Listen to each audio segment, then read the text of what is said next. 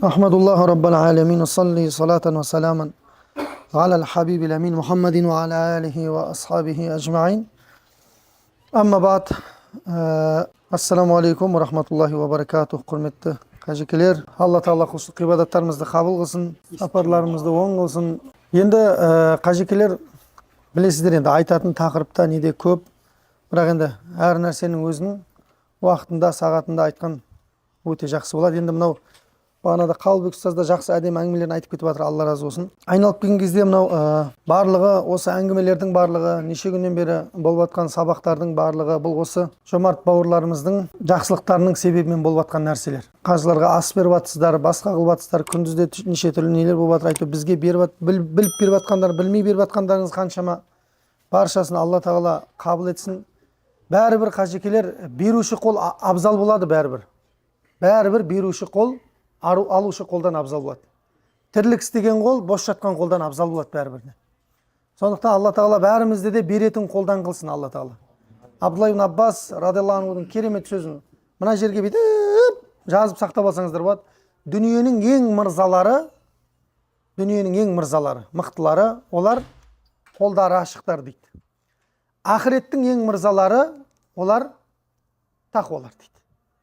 Міне енді сондай бір ай келе жатыр да, екеуін де іске қосатын ше. Рамазаннан кейін ұстаз басын бастап кетті ғой енді. Рамазан айы келе жатыр, екеуінің де басын бір жерде қосатын ай келе жатыр. Сіз қалайсыз ба, қаламайсыз ба, Рамазан айы мынадай сияқты ғой. Сіз Меккеге келген кезде қалайсыз ба, қаламайсыз ба, Мекке қағба бәрібір әсер етеді ше. Рамазан айы да сондай, сіз қалайсыз ба, қаламайсыз ба, тақуалығыңызға не қылады? Бәрібір әсер етеді. Шарты бірақ не? Дұрыс өткізе алса деген сияқты. Міне сондай, Құдай қаласа, ережеп міне бітейін деп жатыр. Шағбан деген не ол? Ережеп біткен сияқты Шағбанда бітеді де кетеді. Рамазан келді. Рамазан келген кезде екеуін бірге іске қосуымыз керек. Абдулла ибн Аббастың сөзі. Жомарт та бола білу керек, Рамазанда қажекелер тақуа да бола білу керек екен. Тақуалығың Рамазандағы тіліңді сақтаумен, көзіңді сақтаумен болады екен. Ал мырзалығың Рамазанда аузашар берумен, жетім жесірлерді, жағдайы төмендерді жарылқаумен болады екен. Оның үшіншісіне тұздық болып Құран қосылса, онда вообще гүл Рамазан болады, гүл. Өйткені сол Құранның түскені үшін ол Рамазан болып тұрған. Көрдіңіздер ме? Сол түскен айда Құдайдың өзіне соны істеу керек, оқып беру керек. Пайғамбар саллаллаху алейхи уассалам Рамазан келген кезде не істейтін еді дейді? Құранды хатым қылатын еді дейді. Бірақ енді бұл деген сөз тек қана Құранды Рамазанда оқы деген сөз емес ол. Бірақ біз сондай үммет болып бара жатырмыз, тек Құранды Рамазанда ғана хатым қылатын үммет болып бара жатырмыз. Басқа уақытта Құран бізге керек емес болып бара жатыр. Ілгерідегілер қалай еді дейді? Құранмен байланысы қажекелер? Ілгерідегілердің Құранмен байланысы бізге дейінгілердің. Біздің қазіргі күнгі соткімізбен байланысымыздай болған екен. Күніне соткін адам 300-350 рет ашады екен. Статистика орта есеппен. Сонда бір күнде адам ілгеріде 300 рет Құранды ашатын болған бір күнде. Біз керісінше осындай үммет болдық. Құдай жар болсын өзі. Сонда қараңыздар, енді жаңа Рамазанның ненің мырзасы, дүниенің мырзасы бұл не? Беретіндер. Мына жерде де беретіндердің адамдардың арқасында жиналып отырып қой негізінде. Бәрі жылап, еңіреп, кім дастархан, кім көтереді, мынау десе, ешкім жиналмайды онда. Қазақты тамақ деп қана шақырасың, қажеке, уағыз деп шақыра алмайсың. Тамақ деп шақырасың болды. Уағыз десең, ана шаруа, мына шаруа, мәнди бар, қуырдақ, қозының еті бар, андай не қылған десең, бірінші болып кеп тұрады. Құптанды оқымасам оқымай қойын, осы жақта болайын деп. Ләбән бар десең еще. Сондықтан қажекелер, міне, дүниенің мырзасы бәрібір беретін қол. Алла Тағала беретін қолды жақсы көреді. Бірақ берген кезде екінші қолы білмей қалған қол жақсы көреді екен да. Беріп атырып, екінші қолы білмей қалатын. Пайғамбар саллаллаху алейхи ва саллям хадисінде айтады. Қиямет күні адамдардың бәрі қиналады дейді. Бірақ 7 топтан басқа дейді. Солардың ішінде бір топ бар, несі қандай дейді? Оң қолы беріп атқан кезде сол қолы білмей қалған дейді. Сол қолы. Не то что басқа біреу қатының қасындағы. Сол қол білмейді. Бізше кімге берген бәрін отчет қылып отырасың. Кімге андай не алып бердім, кімге не қылдым, оны не қылудың керегі жоқ оларға. Бір күні өзіңе не қылады, оны қарама қарсы куәлік қылады. Сен жұртқа келгенде не қыласың да, мен төркініме келгенде неге не қылмайсың осы сен деп, қарама қарсы куәлікке жүреді. Берген жақсылығың өзіңе қарама қарсы куәлікке жүреді. Сондықтан да берген нәрсеңді Алла үшін деп бересің, ешкім білмейді. Әйел адам беретін кезде күйеуі и Алла білу керек. Күйеуі білмей беріліп қойған нәпіл құлшылықтар әйелде не болмайды? Дұрыс болмайды.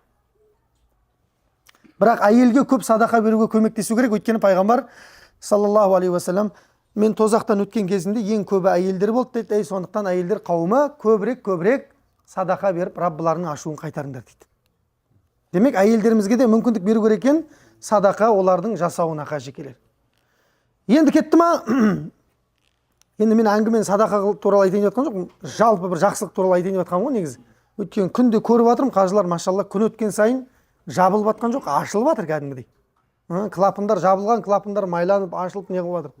Көбейіп жатыр, алхам талас болып жатыр осы тұрғанда. Қара қырғын, мен ас берем, мен бүйтем, мен сөйтем, Құран қоям, бүйтем, сөйтем деген сияқты енді әңгімелер көп.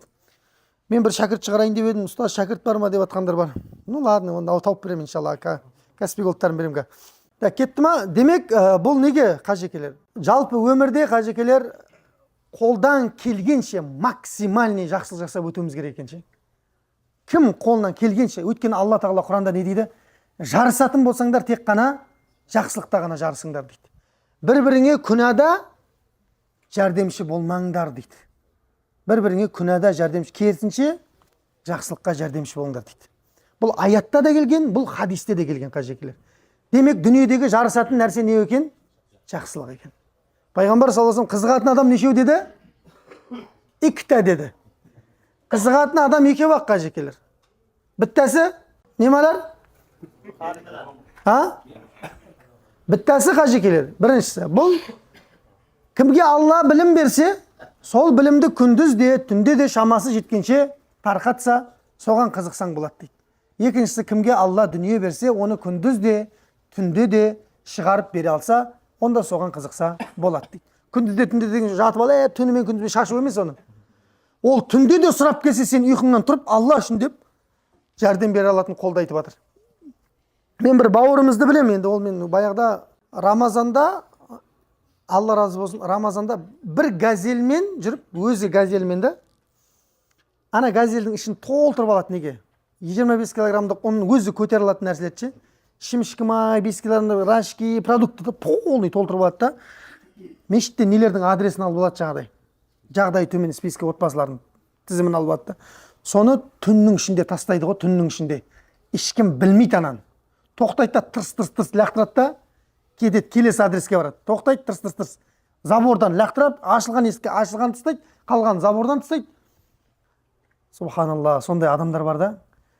Оны ешкім білмейді. Енді оны мен білет шығармын, қасында жүрген деп айның жерді дейді. Оны ешкім білмейді, Раббысы ғана біледі да. Көрдіңіз ба? Ертең Алла тағала оған оның қарымтасын береді қажекелер. Пайғамбар саллаллаху алейхи уассалам хадисінде айтып жатыр да, «Иза қаматис саату» деп жатыр. Қиямет орнап жатса да деп жатыр да. Қиямет дүние қирап жатса да дейді қажекелер. Қиямет деген түсініп жатсыздар ғой? Аспан қағаз сияқты бүктетіліп жатыр. Жер, жаһан, жұлдыздар ұшып жатыр. Осылай қияметтің көрінісі. Аяттарда оқысаңыздар көрсетеді Алла тағала. Жиырылып қалады, жұлдыздар бір жерге жиырылып қалып шашылады дейді. Аспан қағаз сияқты қирап жатыр дейді. Бірақ күн ана батыстан шығып жатыр. Жаңа туылған балаң шаш ағарып жатыр. Сен не істеп жүрсің дейді пайғамбар саллаллаху алейхи вассалам. Қиямет орнап жатыр дейді. Бірақ сен қолыңда бір шыбық болса, сол шыбықты екте кетіп қал дейді. Енді осы жерде сұрақ туылады да, ол қиямет орнап жатыр дейді да. Мен шыбықты ектім ал, мен шыбықтың сауабын алуым үшін қажекелер. Ол шыбық өсу керек, ол тал болу керек. Ол тал болу керек, оның жемісінен адамдар немесе жануарлар пайдалану керек. Көлеңкесін біреулер саялау керек. Сол кезде маған не болады? Сауап болады. Бұлай ше. Жоқ қой, оған ештеңе жоқ қой. Қирап жатыр ғой, дүние қирап жатыр ғой, болды. Ол өспейді гарантия. Десек, пайғамбарымыз оны айтып жатқан жоқ қажекелер. Баста бір қарағанда сөйтіп ойландым мен. Ол қалай ол дедім де, қирап жатыр. Сөйтсек әңгіме хадистің шарқында. Пайғамбарымыз бір ғана сөз айтады, болды. Кешегідей ғой, құстың жүрегіндей болған адамдар жәннатта дейді, болды. Ар жағын тауып ал өзіңе. Пайғамбарымыз сондай болған, жауамиул кәлим дейді. Бір сөз айтады, мағынасы мынандай. Ананың тәпсірін оқысаңыз кетеді. Ла тағдап деген хадис бар да, ашуланба деген. Шарқын оқыңыздар ма? 6 бет қой шарқы. Не айтып жатыр ғой? Ашуланба, жәннатта кіресің дейді да. Десең, ой, ашу қай жерде дұрыс болады, қай жерде дұрыс. Жіктеп тастаған ғой ашуды, қалай ашулану керек деген сияқты. Сол сияқты пайғамбарымыз мына хадисті айтып жатқан кезде қажекеле, қиямет орнаса да қолыңдағы шыбықты екпет деген сөзі, әркімнің қияметі өзінің өлімімен басталып кетеді екен ғой. Осыны айтқысы келіп жатыр екен. Ана аспанның тұтылғаны керек емес, қағаз құсап бүктетілген күтіп керек емес бізге. Біз ол күнге дейін жетеміз ба, жетпейміз ба, Алла біледі. Бірақ әркімнің бұл өмірден кететіні хақ. Өзінің уақыт сағаты келген кезде. Сол уақыт сағатының енді қашан келетінін білмейсің ғой, көрдіңіз ба? Ешкім өзінің қашан кететінін білмейді ғой, дұрыс па? Мен точно мына уақытта мына жерде кетем деген кім, ешкім айта алмайды ғой оны. Ғайып. Жаңбырдың қашан жауатыны, жатырдағыны және ертең не болатынын Алладан басқа ешкім білмейді деген аятта бар ғой, міне ғайыптардың бірі осы. Ертең не болатынын білмейміз, ажалының кімнің қақта екенін ешкім білмейді қажекелер. Пайғамбарымыз осыны айтып жатыр екен ғой, саған жетпей тұрып ажал. Яғни сенің қияметің басталмай тұрып шыбығыңды ек. Ал енді менің қияметім қашан болады? Пенсияға шыққасын ба? Жоқ, қақтың. Қазір қас қағым сәтте пайғамбарымыз қиямет жақындағанда адамдар түсініксіз өліп қалады дейді, пайғамбарымыз айтады. Ол жас кәріге қарамайды дейді, түсініксіз өліп қалады дейді. Тіпті кейбір адамдар бір-бірін өлтіріп қояды дейді да. Ана өлген адам не үшін өліп жатқанын білмейді дейді. Өлтірген адам не үшін өлтіріп жатқанын білмейді дейді, пайғамбарымыз айтады сол. Осындай, қазір сондай замандамыз біз қазір. Ана өлтіріп жатқан адамнан сұрасаң, білмейді неге өлтіріп тастағанын. Көрдіңіздер кеше елде өліп жатыр мысалы. Неге өлгенін білмейді, аналар неге өлтіріп тастағанын білмейді. Болмайтын бір нәрселерге бар өлтіріп тастағанда. Адамның құны шыбынның құнындай болмай баратқан замандамыз ғой. Сондықтан әркімнің қияметі өзінің өлімімен басталып кетеді деп жатыр. Демек, өліміңнің қашан екенін сен білмейсің, кетіп жатыр ма, білеміз бе? Значит, әр күніңде істе деген екен ғой. Әр күнің Хасан Басри айтқандай, рахматулла алейх, маған берілген атқан таң дейді, Алланың берген жақсылық істеуге мүмкіншілігі дейді. Біреулер оны басқаша атырады ғой таңды. Әркім әртүрлі атырып жатыр ғой таңды. Біреулер кәдімгі гарантия азында тұрамын да ертең кетіп деп ертең пландап жатады кәдімгідей. Ертең не болатынын білмейміз ғой, негізі ақиқатында. Сол үшін де пайғамбарымыз осыны айтып жатыр екен, саллаллаху алейхи уассалам, сен бар кезіңде бүкіл неңді істеп кет дейді, жақсылығыңды қолынан келетін істек. Білімің бар ма, беріп кет. Білімнің зекеті 100% қажет. Малдың зекеті 40-тан 1 ма? Білімдікі 100%. Беріп кет бүкіл біліміңді. Қалып кетпесін өзіңнің ішінде. Қандай ілім болса да қажет. Ол етік тігу болса да ол ілім. Дұрыс па? Ол етік тігу бола ма, ол басқа бола ма, ол қандай ілім беріп кет адамзатқа дейді да. Олар жақсылығына, игілігіне пайдалансын дейді. Неге енді қажекеле қарасаңыздар? Біз мынау бір ғалым сұрақ қойған екен. Мән ағынан нас деп. Или ма ағынан нас. Кім бай деп сұрақ қойған екен да? Кім ең бай деп сұрақ қойған ғой? Сонымен әркім әртүрлі жауап айтқан жаңағы. Біреулер Халиджил Араб деген Араб шығанағы, оны Парс шығанағы деп те айтады. Ол жерде мұнай көп, анау-мынау. Біреулер Африка, алмаз шығады, бірдеңе, Европа туризммен, туда-суда осындай әртүрлі жауаптар естиді да, ешқайсысын таба алмадыңдар дейді ғой. Ең бай жер қаяқта екен дейді. Соңында өзім айтайын дейді да, ең бай жер қаяқ екен дейді. Ағайындар, ең бай жер қабірстан деп айтқан екен. Мына қабірстан ертең осы нәрсені істеймін деген адамдарға толып жатыр дейді. Былайынан. Не бір пландар, не бір идеялар, не бір IQ кетіп қалған адамдар барлық өзімен бірге алып кетті дейді. Нағыз байлар осы жерде жатыр деп айтады дейді. Дұрыс па? Шын ғой. Ертең бүйтем деген адам кетіп қалып жатыр. Сондықтан да ең бай жер сол жер деп айтады. Енді сен дейді, біліп тұрсың ғой дейді да, ең бай жер қаяқта екен дейді. Сен ояққа айналдырма бай жерді, мынаяққа айналдыр дейді байлықты. Яғни мына дүниеде не істеп кет дейді, бар нәрсеңді беріп кет. Шамаң жете ма, көмектесіп кет. Ағайынға, туысқа, бауырға. Кеше кімменен сұраған? Қарындасқа зекет беруге бола ма деп. Енді кім сұраса да қызық емес. Қарындасқа зекет беруге бола ма дейді. Болады зекет беруге. Біреу сұрайды, бауырыма зекет беруге бола ма дейді. Болады беруге зекет. Зекетті балаңа, немереңе, шөбереңе, әкеңе, атаңа, оның атасына бере алмайсың зекет. Бірақ былай нелер берілер. Мен айтып отырмын, бірақ бауырыңды зекетте алатындай дәрежеге дейін апарма деймін да. Сондай сенің байлығың болып тұрып, бауырыңа зекет беріп тұрғаның қандай айып нәрсе да. Ол сенен зекет алғаннан кейін сенің ол ағаң болса да сенің алдыңда не болып тұрады? Ол кішік болып тұрады. Ол аға болып қалу керек ол. Көрдіңіз ба? Мейлі інің болса да, келініңнің алдында позор қылмада ініңді. Ініме зекет беріп атырың деп. Ондай дәрежеге дейін апаруға, ол шариғат рұқсат, дұрыс. Бірақ сен апарма оған дейін. Ініңді зекет алатындай, ағаңды зекет алатындай дәрежеге апарма. Тілемшілетпе оларды. Сенде барма зекет беретін мүмкіндік бар, мүмкіншілік бар. Жасап таста жағдайын. Тірі күнінде жасап. Өлгеннен кейін піл соясың ба? Әкеліп анаконданың терісімен байлайсың. Бәрі бос нәрсе қажекелер. Өліп қалғаннан кейін өтірік жылау керек емес ол. Әртістерді шақырып берсең, сен орныңа жылап бере салатын ады бұл. Жақсы дауыстармен. Көрдіңіз бе? Сондықтан тірі күнінде бағалау керек адам. Мына пайғамбардың айтып отқан осы, қияметің сенің өліміңнен басталады деп жатыр. Демек, тірісің бе, айналаңа не істеп таста деп жатыр? Қолыңдағы шыбығыңды екіп кет деп жатыр. Көмектесіп кет деп жатыр пайғамбар саллаллаху алейхи ва саллям. Осыны айтқан екен. Яғни мына өмірден қажеке не деп жатыр? Бос кет деп жатыр. Бос кет. Өзіңмен бірге бірдеңені алып кетпе дейді.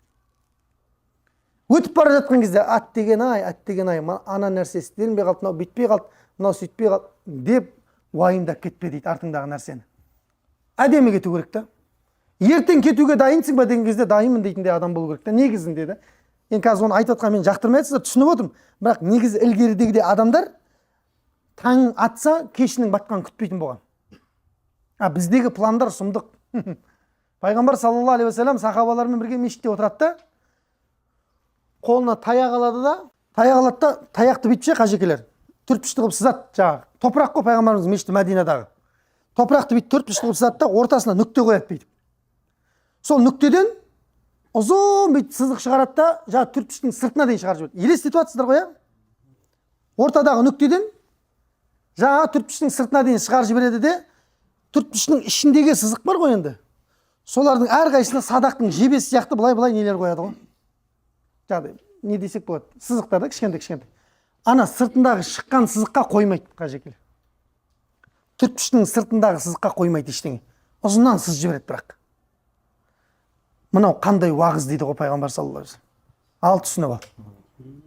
Мынау қандай уағыз дейді. Таба алмайды ананы сахабалар ше. Таба алмайды. Пайғамбар саллаллаху алейхи ва саллям сонда не дейді? Мына ұзын, мына төртбұрышты дейді да, мына бірінші төртбұрышты ғой сызылған. Бұл төртбұрышты өлшеулі өмір дейді ше. Мына нүкте дейді ортада тұрған, ол сенсің дейді. Ана сызық бар ғой, ұзынан кетіп атқан сызық сенің армандарың мен мақсаттарың дейді да. Ана жаңағы кітек сызықтар қадалған сияқты. Бұлар сенің арман мақсатыңның орындалуы жолында кездескен кедергілерің дейді. Ана төртбұрыштың сыртындағы сызық дейді да. Ол сен өмірден өтіп кеткеннен кейін орындалмай қалған арман мақсаттарың дейді. Шайтан негізі адамды болашақпен қатты алдайды болашақпен. Бізге намаз оқытпай жүргенде сол ғой оның ше. Сәл не қылып ал, шаруалаң не қылып бар? Бітіріп ал, сосын оқисың. Жоқ, ол деген сен шаруаң бітпейді ол. Бізге дейін ешкім бітіре алмаған о шаруаны, бізден кейін де бітіре алмайды бұл дүниенің шаруасын. Сол шаруаның ішінде жүріп, Құдайға сенің шынайы құл екендігін дәлелдеп кетуің керексің да ана жерде. Көрдіңіз ба? Демек ана сызықтың төртбұрыштың сыртындағы сызық бар ғой, орындалмай қалған армандар дейді ғой. Яғни оның өмірі жетпей қалған нәрселер дейді. Демек адам армандаған нәрсесінің барлығынан ести алмайды қажекелер, жете алмайды. Бірақ шайтан адамдарды арманмен алдай береді қажекелер. Ол деген сөз арман мақсат қойма деген сөз емес. Оны тағы шығады ертең. Оны молдалар арман мақсат. Ол вообще басқа әңгіме ол. Ол бөлек әңгіме.